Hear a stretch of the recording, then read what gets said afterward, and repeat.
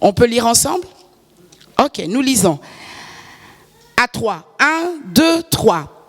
Josué dit aux enfants d'Israël, « Jusqu'à quand négligerez-vous de prendre possession du pays que l'Éternel, le Dieu de vos pères, vous a donné? Choisissez 3 hommes par tribu, et je les ferai partir. Ils se lèveront, parcourront le pays, traceront un plan en vue du partage, et reviendront auprès de moi. » Parole du Seigneur. Nos yeux sont fermés un instant. Alléluia. Jésus, ta parole est la vérité. À ce matin, Seigneur, nous nous tenons devant celui qui a dit, « Je suis le chemin, la vérité et la vie. » Seigneur, fais de moi un instrument utile entre tes mains pour bénir ton peuple. Que ce matin, je sois ce vase communicant dans lequel tu vas pouvoir te déverser. Et puis, Seigneur, oh Dieu, toucher et atteindre toutes les vies qui sont ici. Saint-Esprit, je veux vraiment me recommander à toi et te laisser le plein pouvoir de m'utiliser comme bon te semble pour honorer le nom de Jésus. Ce matin, je me livre à toi. Et je prie que tu prennes le contrôle de cette salle. Que tu contrôles tous les esprits ici. Que tu rendes toute pensée captive à l'obéissance de Christ. Et que tu glorifies Jésus au milieu de nous. Que tu nous révèles le cœur du Père. Il est écrit, qui peut sonder le cœur de Dieu, si ce n'est l'Esprit de Dieu? Toi qui sondes le cœur de Dieu, mais qui sonde aussi nos cœurs. Ce matin, nous te donnons plein pouvoir. Nous nous soumettons à toi et nous donnons la gloire au nom de notre Seigneur. C'est dans le nom glorieux, majestueux de Jésus le Christ que nous avons ainsi prié et toute l'assemblée peut dire Amen. Amen. Oh, très bien. Ce matin, je voudrais parler à quelqu'un de la conquête. Est-ce que quelqu'un peut dire avec moi la conquête? Oui, nous sommes en train de parler de la conquête. Nous sommes en train de parler du fait de conquérir. D'accord? Nous sommes en train de parler du peuple d'Israël qui est resté 430 ans en esclavage en Égypte. Est-ce que quelqu'un me suit? Des générations entières de familles dans l'esclavage. Certains sont morts en étant esclaves. Certains sont nés en trouvant déjà ceux de leur famille esclaves. Ils n'ont pas connu autre chose que l'esclavage. Est-ce que vous êtes là? Mais ils avaient les promesses de Dieu qui leur disaient qu'un jour, le Seigneur enverrait quelqu'un, n'est-ce pas, pour les sortir de l'Égypte et les amener à Canaan dans le pays de la promesse. Quelqu'un me comprend? Voilà ce peuple qui vivait dans l'espérance, mais sans savoir à quel moment est-ce que Dieu allait intervenir. Et bien des siècles après, puisque Dieu ne ment pas, ce que sa bouche dit, sa main a le pouvoir de le réaliser. Dieu a levé, il a suscité un serviteur, il a levé Moïse pour aller sortir le peuple d'Israël de l'esclavage et l'amener sur la terre de leur héritage. Dis avec moi, héritage. Oui. Sur la terre de leur héritage. Et ces gens, après toutes ces années, puisque Dieu ne peut pas mentir, la parole de Dieu a fini par s'accomplir dans leur vie. Ils sont sortis de l'esclavage et ils se sont mis en marche dans le but d'aller dans leur héritage. Ce matin, je veux parler à quelqu'un qui peut-être ne comprend pas encore qui il est, ne comprend pas encore sa destinée, ne comprend pas encore son identité. Ce matin, je viens parler à quelqu'un, à un homme, à une femme, à un jeune, à un moins jeune, pour lui rappeler réellement qui il est. La Bible déclare dans Galates, au chapitre 3, Galates au chapitre 3,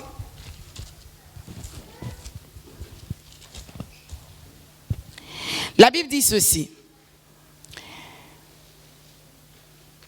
Car vous êtes tous fils de Dieu par la foi en Jésus-Christ. Vous tous qui avez été baptisés en Christ, vous avez revêtu Christ. Il n'y a plus ni juif, ni grec. Il n'y a plus ni esclave, ni libre. Il n'y a plus ni homme, ni femme. Car tous, vous êtes un en Jésus-Christ. Verset 29. Et si vous êtes à Christ, vous êtes donc de la descendance d'Abraham, c'est-à-dire héritier selon la promesse. Donc quand je t'appelle héritier ou quand je t'appelle héritière, je ne raconte pas n'importe quoi. Je ne te donne pas un titre par plaisir.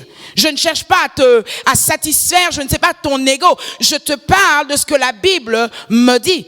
Si tu as été touché par Christ, si tu as revêtu Christ, si tu as accepté Jésus dans ta vie comme Seigneur et Sauveur, eh bien désormais, ta vie n'est plus qualifiée ni par ta position, ni par le sexe que tu portes, féminin ou masculin, ni par... Non, désormais, par rapport à la promesse, tu es héritier, n'est-ce pas, descendant d'Abraham. Non, je croyais que ça allait t'apporter de la joie. Tu n'es pas n'importe qui ce matin, je dis tu es héritier et tu es héritière. Alléluia. L'héritage, c'est une notion qu'on retrouve dans la parole de Dieu depuis la Genèse, le livre du commencement.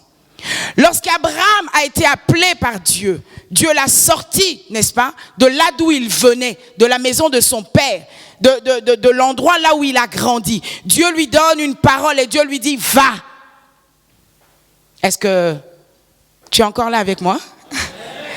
Parce que vous savez, il y a des fois quand Dieu veut nous visiter, nous devons sortir de là où nous sommes.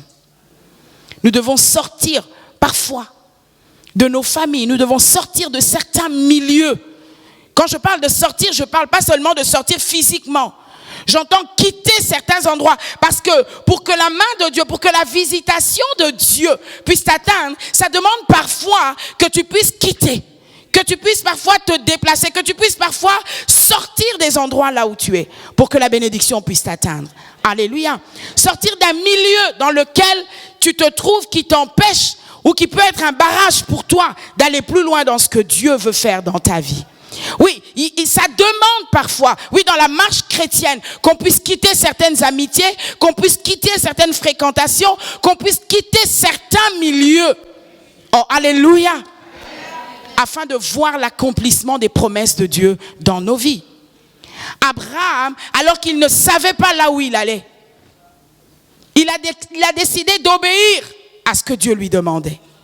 Il a abandonné maison, il a abandonné tous les biens qu'il pouvait avoir dans le but de gagner ce que Christ ou ce que Dieu voulait pour lui. Alléluia.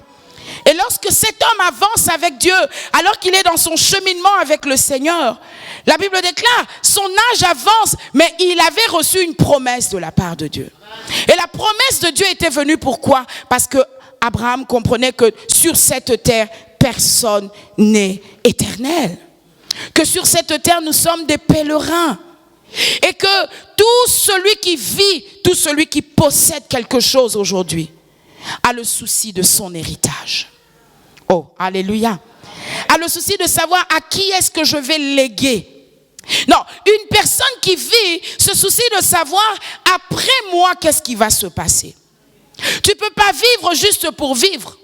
Tu dois vivre en ayant certaines réalités spirituelles au-dessus de toi. Tu dois réaliser que si nous sommes sur la terre, nous sommes pèlerins, nous sommes voyageurs. Nous sommes en train d'aller quelque part. Là où Jésus a dit, je m'en vais en premier pour vous préparer une place. Afin que là où je suis, vous aussi un jour vous puissiez y être. Alléluia. Alléluia. Il traversait. Voilà pourquoi il n'avait pas mis sa confiance dans tout ce qui est simplement matériel. Il a été capable de lâcher maison et tout ce qu'il fallait. Pourquoi? Parce qu'il avait compris que ce qu'il pouvait recevoir, qui pouvait impacter sa vie, n'était pas ce qui est matériel, mais se trouvait dans la promesse de Dieu. Voilà pourquoi le psalmiste a dit, ta promesse me fait vivre. Oh, alléluia. Si je vis, c'est parce que je sais qu'il y a des paroles qui ont été dites pour moi. Si je vis, c'est parce que je sais que celui qui a donné ces paroles ne peut pas mentir. Voilà pourquoi j'ai de l'espérance et je continue d'avancer. Parce qu'un jour, il a parlé. Alléluia. Et c'est Abraham dont nous sommes en train de parler. Comme je disais, il est en train de traverser la vie. Et Dieu vient se révéler à Abraham dans la Genèse. Il lui parle en lui disant, écoute Abraham, je vais te bénir. Imaginez, vous êtes là et puis Dieu vous dit, écoutez, je veux te bénir. Quelle est votre réaction? Oh, merci Seigneur, tu veux me bénir. Et puis là, on va peut-être commencer à énumérer tout ce qu'on considère comme une bénédiction. Seigneur, bénis-moi, j'ai pas de voiture. Waouh, super, Dieu veut me bénir. Seigneur, bénis-moi, donne-moi une femme, je suis célibataire. Seigneur, bénis-moi. Oh, alléluia. Mais ce n'était pas la réaction d'Abraham. Abraham va dire, malgré la promesse, malgré que Dieu lui dit, j'ai l'intention de faire quelque chose avec toi. Mais Abraham se soucie de dire, mais Seigneur, oui, je veux bien, tu vas me bénir. Moi, mon problème, c'est que je n'ai pas d'héritier. Donc, il ne regarde pas ceux qui... Non, Seigneur, tu veux me bénir, mais quelque part, à quoi va me servir cette bénédiction parce que je n'ai pas d'héritier? Même si j'avais une bénédiction aujourd'hui, demain, je suis conscient que je suis un passager sur cette terre des hommes. À qui cet héritage pourra bénéficier? À qui cette bénédiction que tu veux me donner va pouvoir rester? Je n'ai pas d'héritier. Donc même l'héritage en question, la bénédiction en question, oui, mais à qui bénéficiera-t-elle? Bon, Seigneur, c'est pas grave, j'ai pas d'héritier, mais j'ai quand même Eliezer de Damas, mon serviteur, celui qui est né dans ma maison. Bon, peu importe, même si tu m'as pas donné un héritier à moi-même, mais quand même, heureusement qu'il y a qui? Eliezer de Damas. Et j'aime Dieu. J'aime Dieu parce que quand Dieu parle, les choses sont claires. Dieu va dire à Abraham, non. Je ne t'ai pas parlé d'Eliezer de qui? De Damas. Ce n'est pas lui qui va hériter ce qui est à toi. Mais celui qui héritera, c'est celui qui sortira de tes entrailles. Alléluia. Celui qui héritera, c'est celui qui sortira de tes entrailles. Alors je parle à des héritiers ce matin, mais qui est celui qui peut hériter? Celui qui hérite, mes amis, c'est celui qui sort de l'intérieur.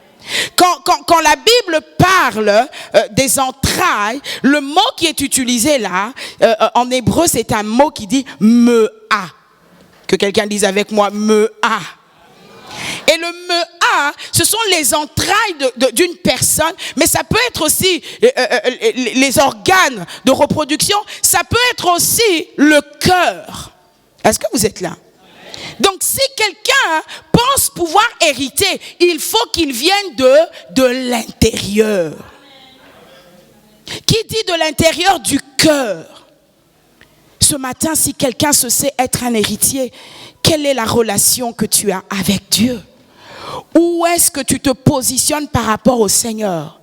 Est-ce que ce matin, nous pouvons dire que tu es dans les entrailles de Dieu? Tu es dans le cœur de Dieu? Est-ce que tu es sorti du Seigneur? Alléluia. Alléluia. Et même en parlant de l'œuvre de Dieu, en parlant de l'église de Dieu,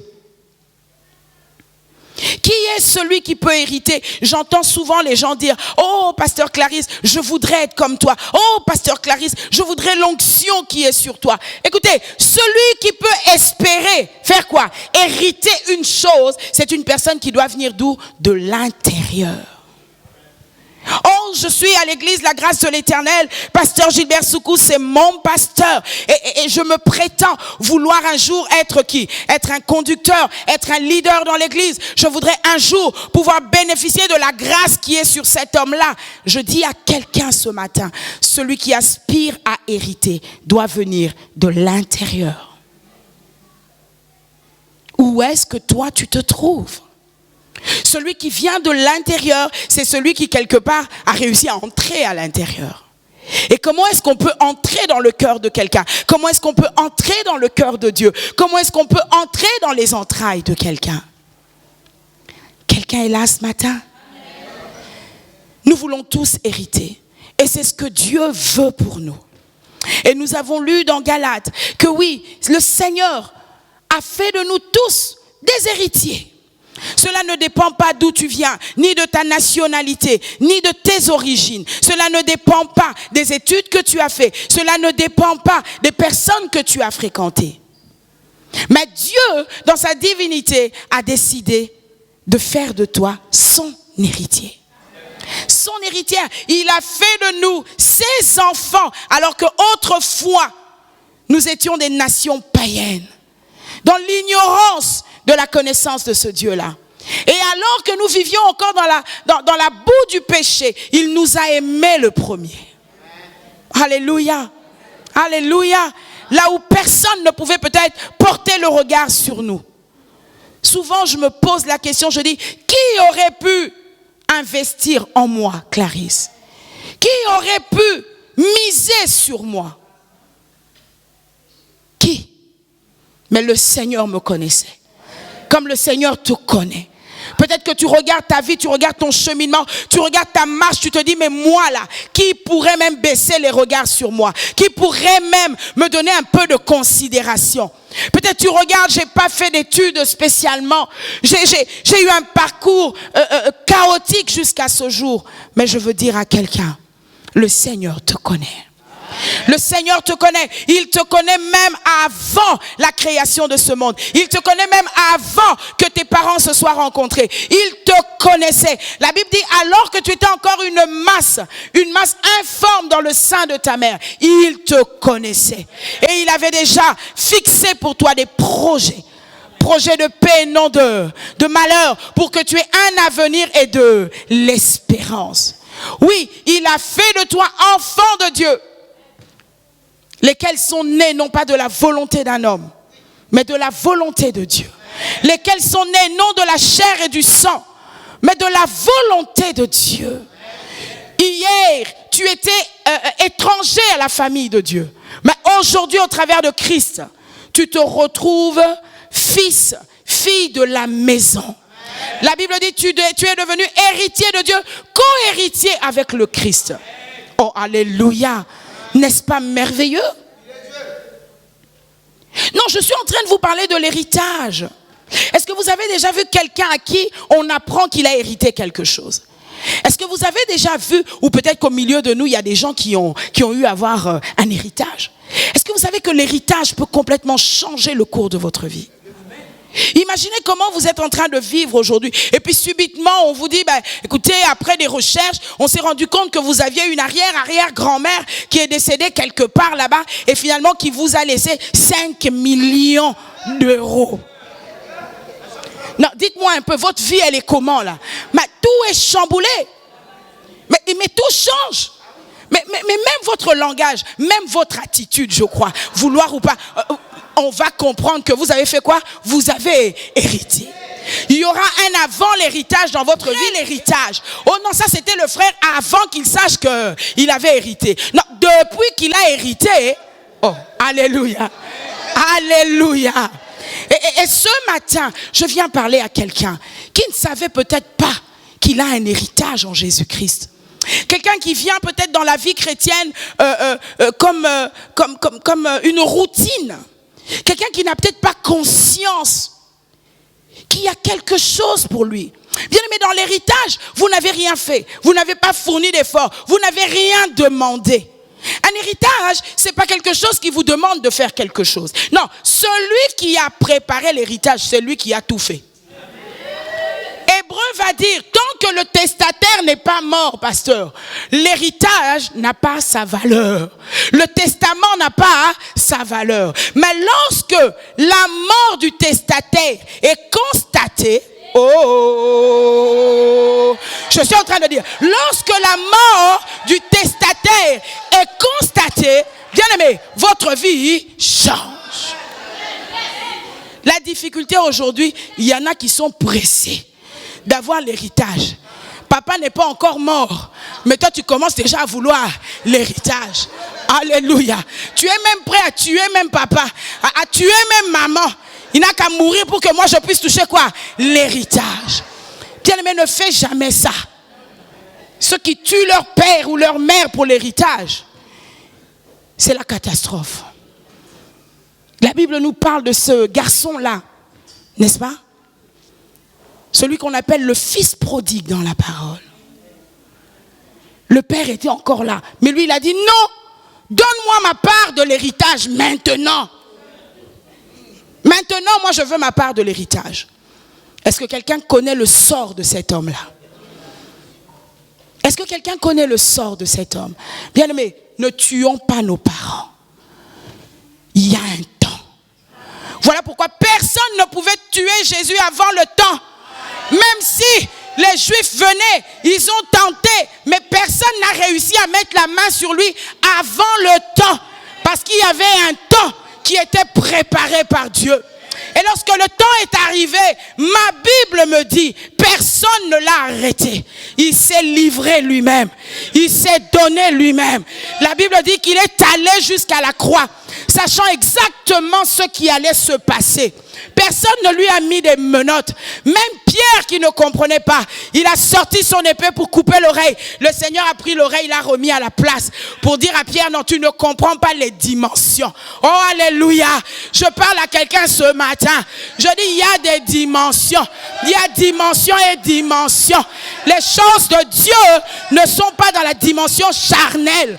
Il faut entrer dans les dimensions. Ah, je sens que ça commence à venir. Là, vous me donnez envie de prêcher l'évangile. Oh, alléluia! Alléluia! Lorsque le temps est arrivé, il est allé lui-même jusqu'à la croix. Lui-même, il s'est livré. Comme un agneau qu'on amène à la boucherie. Il est allé accomplir ce qui était écrit. Et la Bible me dit que lorsqu'il était sur la croix, après avoir accompli toutes choses, il a dit, Père, je remets mon esprit entre tes mains. J'ai tout accompli. Alléluia. S'il y avait des choses qui étaient en Christ lorsqu'il était sur la terre, lorsqu'il marchait sur la terre, que nous ne pouvions pas encore bénéficier, notre héritage se trouvait en lui. Christ lui-même est notre héritage. Toutes les richesses, toutes les choses dont nous avions besoin se trouvaient en lui. Il a fallu qu'il arrive à la croix. Et lorsqu'il a dit, Père, je remets mon esprit entre tes mains, la Bible dit, et il expira. Oh Jésus, merci. Et le voile du temple s'est déchiré en deux. Nous avions désormais accès. Le testataire venait d'être constaté mort. C'est-à-dire désormais. Oh, est-ce que quelqu'un me comprend? Je suis en train de dire désormais. Non, non, non, tu m'entends pas. Je suis en train de dire désormais. N'est-ce pas? L'héritage. L'héritage est comment? C'est le mien. Je suis en train de dire à quelqu'un, c'est le mien. Oh non. Oh, le pasteur est devenu vieux, je vois comme s'il gère plus bien les choses.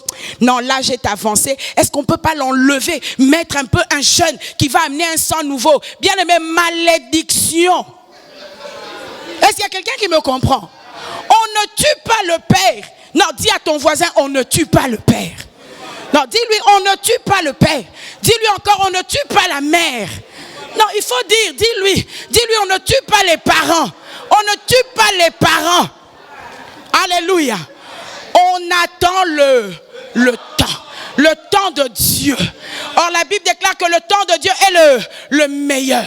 Est-ce que quelqu'un me comprend? Dieu fait toutes choses bonnes pour un temps.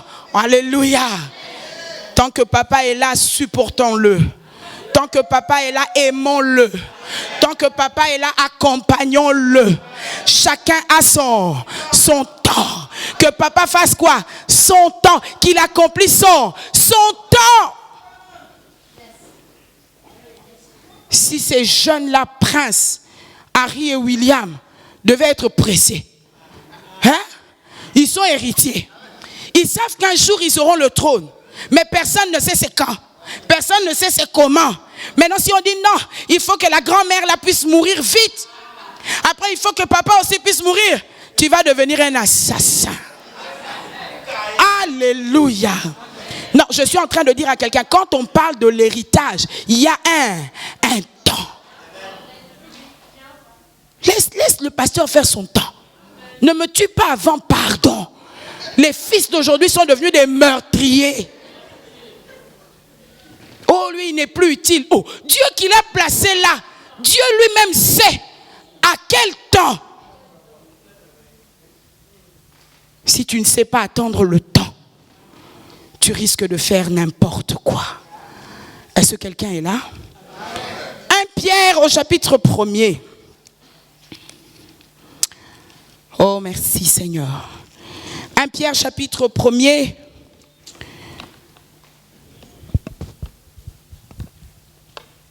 À partir du verset 3, je lis la parole de Dieu au nom de Jésus. Béni soit Dieu, le Père de notre Seigneur Jésus-Christ, qui selon sa grande miséricorde nous a régénérés pour une espérance vivante par la résurrection de Jésus-Christ d'entre les morts, pour un héritage. Quelqu'un lit avec moi?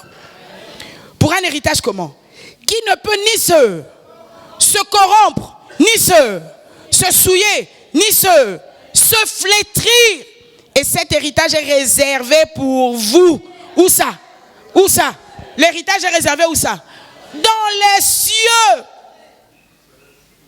Qui est là? Non, dis je suis là. Qui est là? J'ai pas entendu ta voix. Qui est là? C'est à toi que je parle ce matin. L'héritage que je te prêche ce matin, ce n'est pas la voiture. Alléluia. L'héritage que je te parle ce matin, ce n'est pas le compte bancaire. L'héritage que je te parle ce matin ici, là, ce n'est pas les biens matériels. La Bible dit, l'héritage que nous avons reçu de Christ, c'est un héritage qui ne peut ni se corrompre, ni se souiller, ni même se flétrir. Et cet héritage se trouve où? Dans les cieux. Permettez-moi de faire un parallèle ce matin. J'ai étudié le livre de Josué. Le livre de Josué parle de la conquête. Voyez-vous, le peuple d'Israël, bien que Dieu les ait amenés jusqu'à Canaan, regardez comment Dieu fonctionne. Qui peut comprendre comment notre Dieu travaille? Il les amène à Canaan, maman. Il leur dit, je vous emmène là où coule le lait et le miel. Il dit, je vous amène sur un terrain que j'ai préparé pour vous, que j'ai réservé pour vous. Et ces gens-là, ils sont là, en train de chercher le chemin pour aller où ça? Pour aller où? Ils sont en train d'aller où?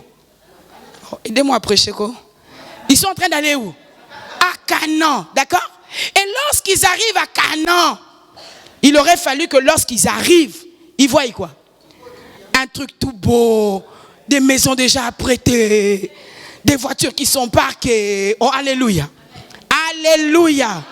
Non, mais la réalité du livre de Josué, c'est que lorsqu'ils arrivent où?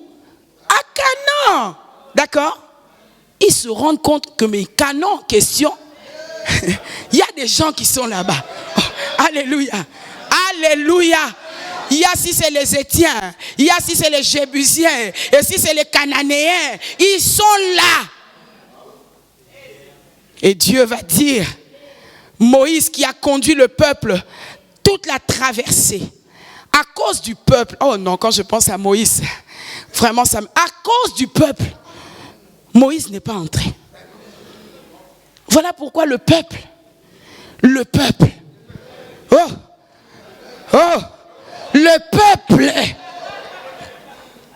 laissez-moi me connecter à Dieu, pardon, que personne ne vienne chercher à m'influencer ici, là, parce que moi aussi je dois entrer dans mon canon.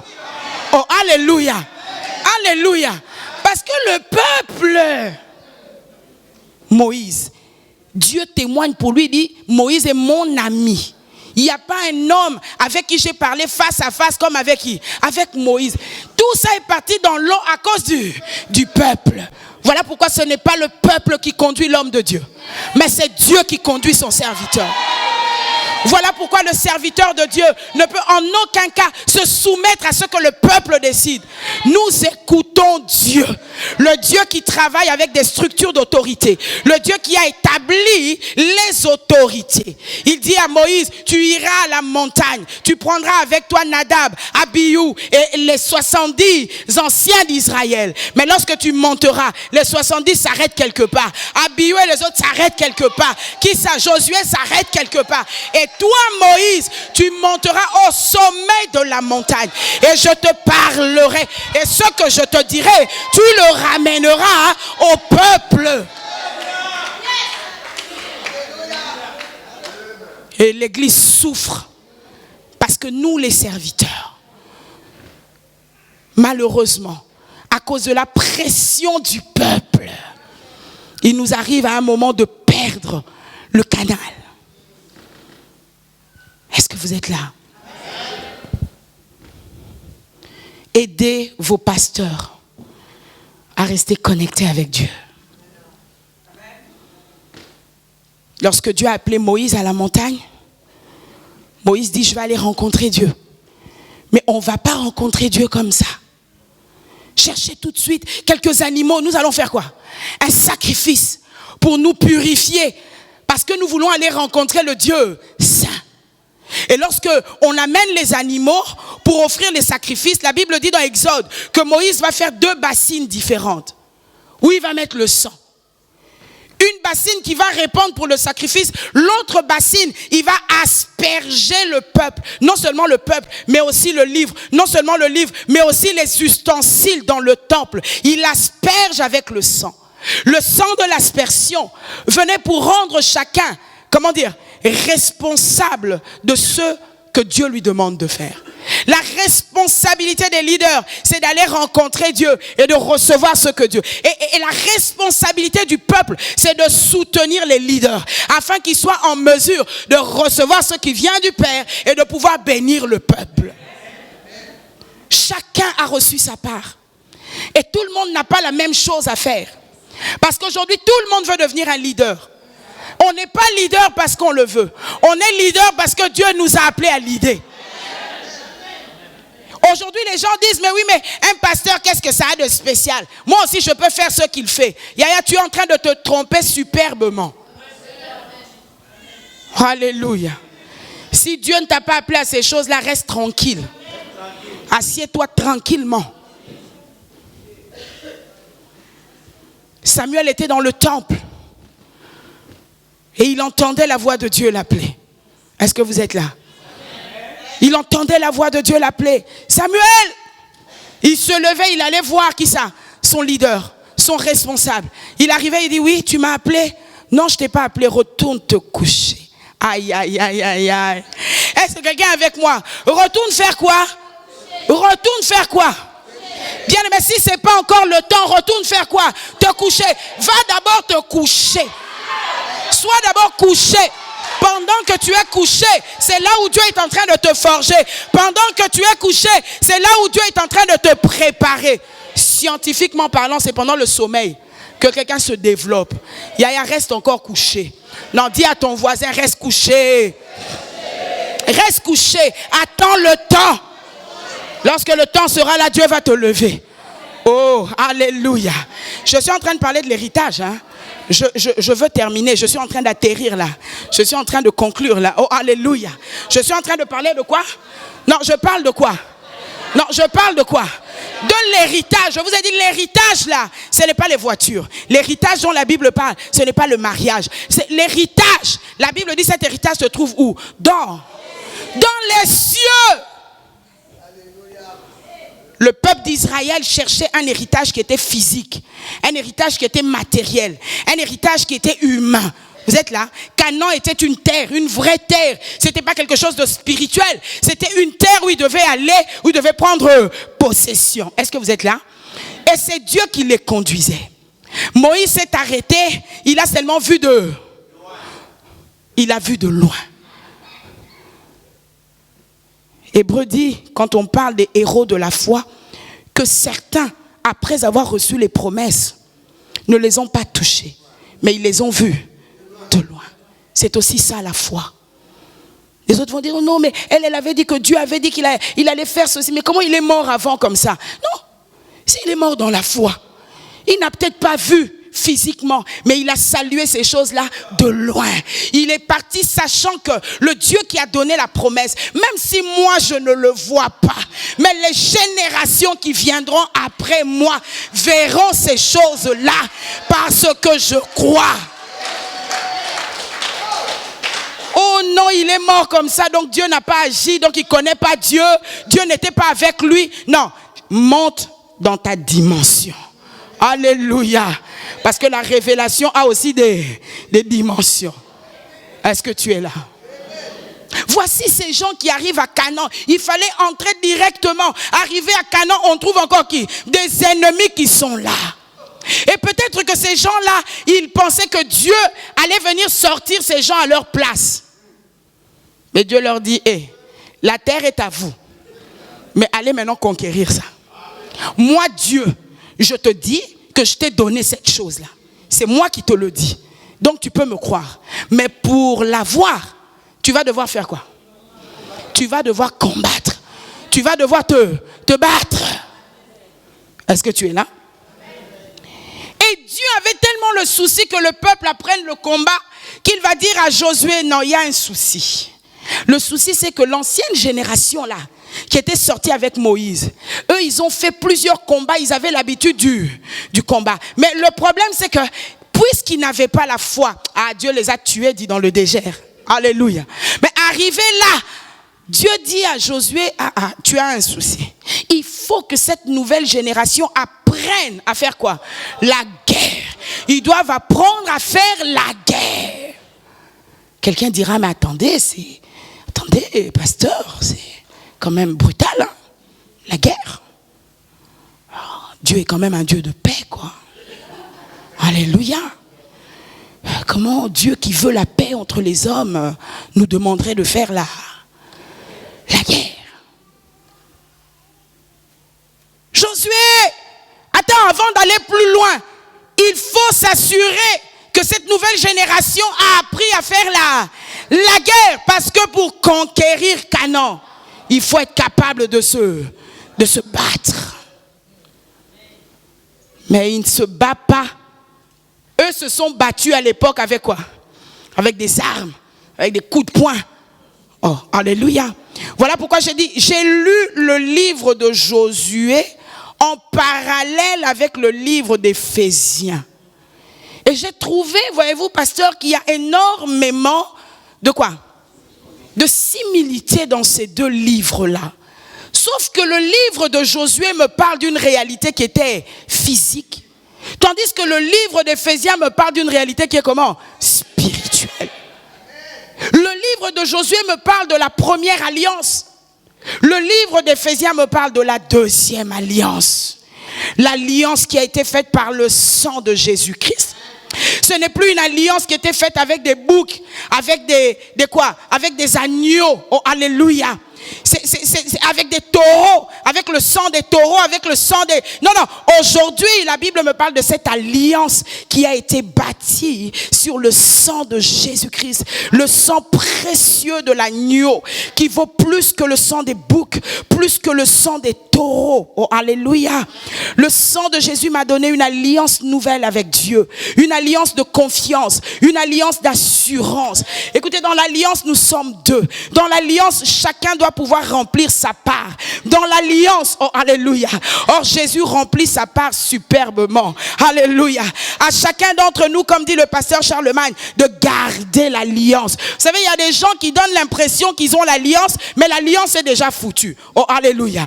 Il y a des personnes, il a déjà, parce qu'on parle de l'alliance, le meilleur exemple d'ailleurs c'est même le mariage. Il y a des gens, une femme, elle a déjà trompé son mari, mais elle garde toujours son alliance au doigt. Et quand on la voit, on l'appelle Madame Intel. Elle dit aussi oui, mais l'alliance est déjà foutue.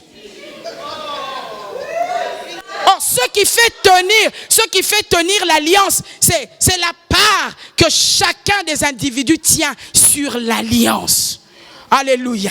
Les gens veulent que Jésus fasse tout. Oh, j'ai l'alliance avec Jésus. Mais c'est Jésus qui se bat pour que l'alliance tienne. Et toi, quelle est ta part dans l'alliance? Qu'est-ce que tu fais pour que l'alliance demeure? Qu'est-ce que tu fais pour que l'alliance soit? Est-ce que quelqu'un me comprend? Quand on parle de l'alliance, tu touches à une femme, tu as touché son mari. C'est là un jour, il y a quelqu'un qui a voulu me compliquer la vie. Qui connaît mon mari? Mon mari, à force de manger la semoule, il a pris un peu de poids et du ventre. Mais quand je l'ai connu, c'était un monsieur qui a fait beaucoup de sport dans sa vie. Donc parfois quand on allait quelque part, il est tellement costaud, il y a tellement les paquets, oh alléluia, que quand les gens te voient, ils comprennent que non, il ne faut pas trop jouer avec cette dame, parce que celui qui est là, c'est son mari. J'ai déjà vu une fois quelqu'un qui a voulu me compliquer la vie. J'ai vu comment mon mari devenait rouge. Oh alléluia. Mais vous savez c'est quoi qui fait ça? C'est l'alliance. Même s'il n'avait pas les biscottos là, mais seulement parce que, attention, parce qu'entre moi et cette personne, il y a quoi? Il y a l'alliance. Si les hommes peuvent respecter leurs alliances, si les pays peuvent respecter leurs alliances, la France a une alliance avec les États-Unis. Si on attaque les États-Unis, sans même chercher à savoir, la France va se lever. À cause de l'alliance. C'est l'alliance qui parle. Oh, alléluia. Or, la Bible nous donne des exemples de l'alliance. Si nous regardons même l'histoire de qui ça? De Jonathan et de David. Nous voyons quoi ça? L'alliance. Mais écoutez, nous ne sommes pas en alliance avec un homme. Je suis en train de dire, nous ne sommes pas en alliance avec un pays, mais nous sommes en alliance avec celui qui a créé le ciel et la terre. Si tu me provoques, attention, j'ai un allié. Si tu me cherches, attention, j'ai un allié. Voilà pourquoi les sorciers sont petits. Voilà pourquoi les sorciers sont petits. Voilà pourquoi je n'ai pas peur. J'ai un allié. Les démons sont petits. Je n'ai même pas besoin de me compliquer. Il a dit dans sa parole, tes adversaires seront ses adversaires. Tes ennemis seront ses. Voilà pourquoi ce matin, j'ai pitié de ceux qui vous combattent. J'ai pitié de vos ennemis. J'ai pitié de vos adversaires. Parce qu'ils n'ont pas encore compris celui avec lequel vous êtes alliés. Non, acclamez pour notre allié ce matin.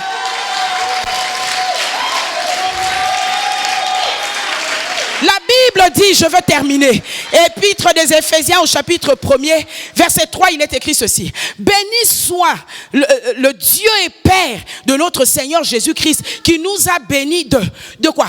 De quoi? De toutes sortes de bénédictions. C'est où? C'est où? Dans les lieux, c'est dans les lieux célestes. Les bénédictions sont où?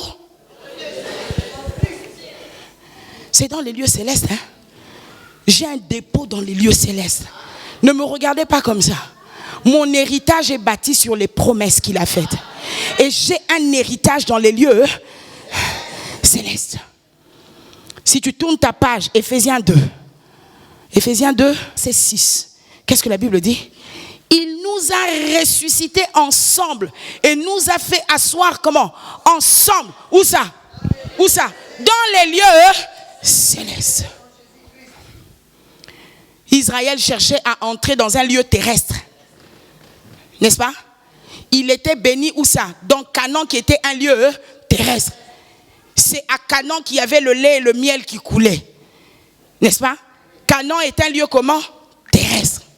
Quand on parle de il nous a fait asseoir, être assis, qui est-ce qu'on fait asseoir? C'est qui qu'on fait asseoir? On fait asseoir les héritiers. N'est-ce pas? On les fait asseoir sur le trône. Donc, être assis, c'est une position spirituelle. Oh, alléluia. Alléluia. Bien-aimés, ne me regardez pas comme ça. Ne me regardez pas comme ça. Vous pouvez me voir juste comme une simple dame là. Et j'aime ça d'ailleurs. Avec mon sac, je suis en train de passer. Personne ne réalise vraiment qui vous pouvez être. Mais quand on vous donne un micro, comme la grâce est sur votre vie, quand vous commencez à parler, comme la parole n'est pas à vous, mais la parole est à Dieu. Lorsque vous commencez à libérer la parole, c'est-à-dire même les gens commencent à vous regarder en disant je ne peux pas imaginer qu'elle aurait parlé comme ça, tu vois. Ah non, mais je l'ai vu entrer avec son sac, mais je n'avais pas vraiment compris. Et puis quand le pasteur a dit que c'était sa nièce, je me suis dit, mais c'est quoi cette histoire? C'est un truc de famille ou quoi? Je n'aurais pas cru. Oh, alléluia! Alléluia! Mais lorsque la grâce est là, c'est pas une histoire de famille. Lorsque la grâce est là, c'est une histoire de la connexion avec Dieu. Où tu as la chose, où tu ne l'as pas. Oh, alléluia. Mon oncle a sa relation avec Dieu. Il a sa rencontre avec Jésus. Il a son cheminement avec Jésus. Alléluia. Ce n'est pas parce que mon oncle est pasteur que ça fait de moi un pasteur. Ce n'est pas parce que mon parent est un leader que ça fait de moi un leader. Être fils de pasteur ne fait pas de toi un serviteur de Dieu. Et serviteur de Dieu, celui que Dieu a appelé. Et lorsqu'il t'appelle, il te qualifie. Parce que voyez-vous, il ne cherche pas des qualifiés, mais il appelle des hommes simples que lui-même va qualifier.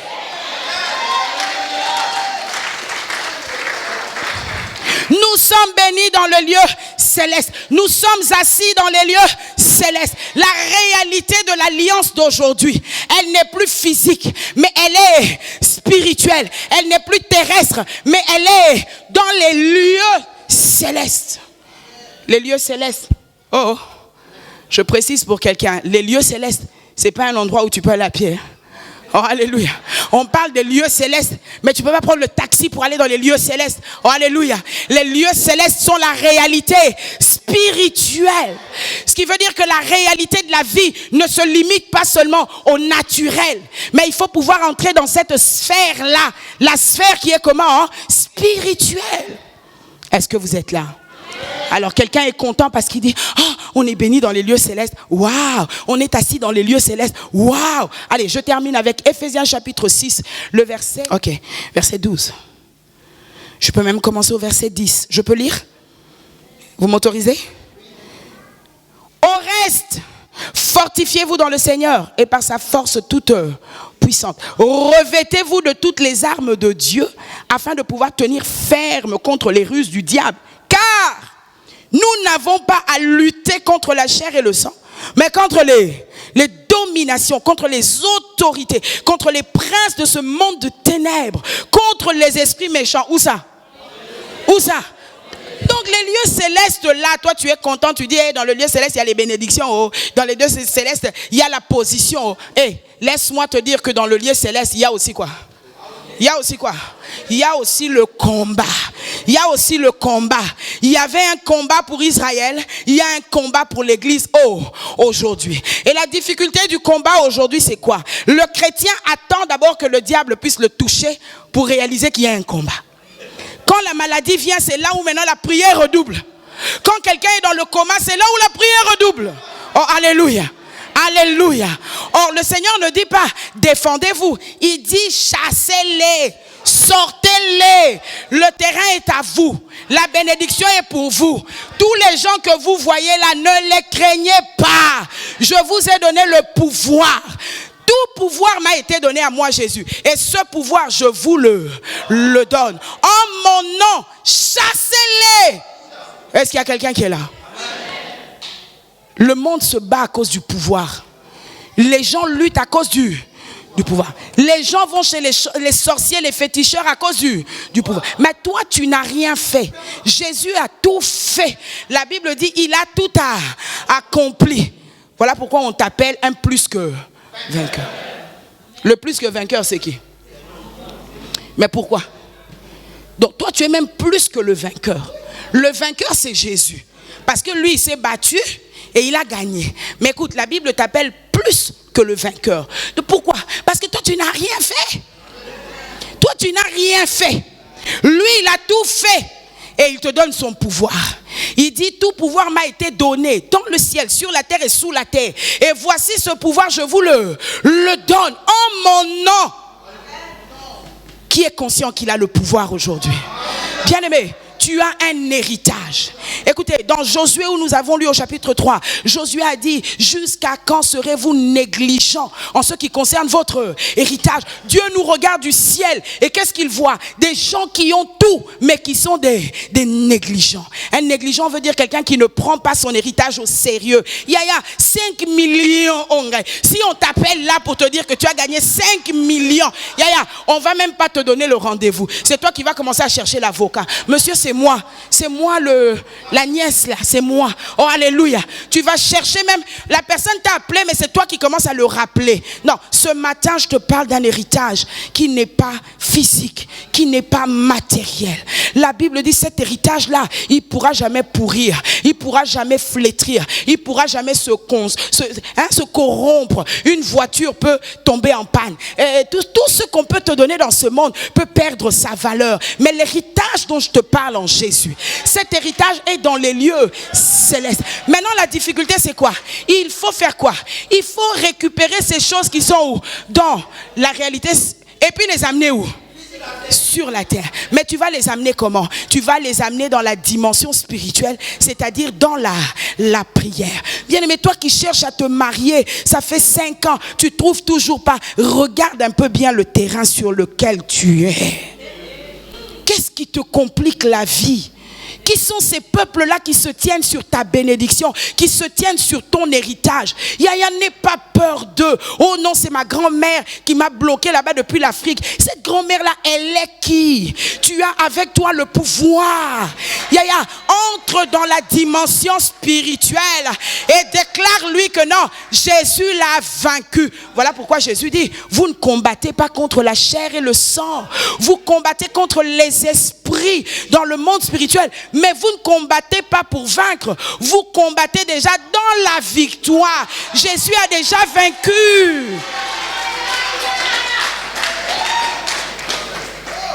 J'ai fini. Que quelqu'un reste avec quelque chose dans sa tête. Ce matin, révolte-toi. Vous savez, avant d'aller conquérir, dans Josué qu'on a lu là, si vous aviez fait attention, Josué a dit, envoyez quelques personnes. Que ces personnes fassent quoi? Qu'elles se lèvent. Premièrement, dis avec moi, faire quoi? Se lever, ok? Deuxièmement, Josué dit qu'ils aillent parcourir le territoire, ok? Donc, deuxième chose, on a dit parcourir. Dis avec moi, parcourir. La troisième chose, qu'est-ce qu'il dit? Que ces personnes-là fassent des plans, d'accord? Et puis, quatrièmement, qu'ils reviennent. Et c'est comme ça qu'ils vont pouvoir faire quoi? Conquérir. C'est pourquoi je commence seulement par le point numéro 1. Lève-toi. Oh, je suis en train de dire quoi? Lève-toi. Se lever veut dire, je ne parle pas de se lever, se mettre seulement debout. Se lever ici va plus loin. Prends conscience de la réalité spirituelle. Se lever, c'est une prise de conscience. Se lever, se dire non, cette situation a trop duré. Maintenant, je suis comment? Debout. Pour l'histoire de mes enfants là, et depuis que cette situation a commencé, Yaya, pourquoi tu es négligent? Ce sont tes enfants, non? Pourquoi tu négliges? Tu recherches un boulot, mais tu négliges. Tu recherches quoi dans ta vie? Quelle est la chose que tu veux voir? Mais malheureusement, tu négliges encore. Regarde, à partir de ce matin, prends la décision. Je ne négligerai plus. Désormais, je connais mon identité. Je sais qui je suis. Je suis héritier de Dieu, co-héritier avec Christ. Tout ce dont j'ai besoin se trouve dans les lieux. Or, j'ai la capacité d'aller dans les lieux célestes par la dimension de la prière et ramener ces bénédictions terrestres sur le monde du physique. Je ne suis pas n'importe qui. Est-ce qu'il y a quelqu'un qui me saisit ici? Je suis venu pour réveiller quelqu'un. Je suis venu pour booster quelqu'un. Je suis venu pour dire à quelqu'un, tu peux être maître de ton histoire. Ton histoire peut changer. Dieu ne t'a pas créé pour subir. Dieu ne t'a pas créé pour pleurer toujours. Dieu ne t'a pas pour te plaindre. Les chrétiens d'aujourd'hui, ça va. Bon, c'est Dieu même qui sait seulement. Bon, on bénit seulement le Seigneur. Non, Yaya, tu peux avoir une meilleure qualité de vie. Tu n'es pas n'importe qui. Tu es un héritier, une héritière. Je prie ce matin que Dieu change ta mentalité, que Dieu change, renouvelle ton intelligence et que tu comprennes que tu as le pouvoir. Quelle que soit la situation qui te complique, déclare simplement, c'est mon héritage. Ta famille, c'est ton héritage. Tes études, c'est un héritage. Héritage et héritage, tout ce que Christ t'a légué. Tout ce que Christ t'a légué, c'est un héritage. Et quand tu as quelque chose qui se dresse sur ton chemin, comprends simplement que spirituellement parlant, il y a des Hétiens, il y a des Cananéens, il y a des Jébusiens. Écoute, ils n'ont aucun pouvoir devant toi. C'est toi qui détiens le pouvoir. Donc au lieu de pleurer, moi, oh pasteur Charlemagne, vraiment il faut me soutenir. Non, lève-toi seulement. Déclare, j'ai le pouvoir. Et je déclare que cette situation doit cesser au nom de... Que Dieu bénisse son peuple.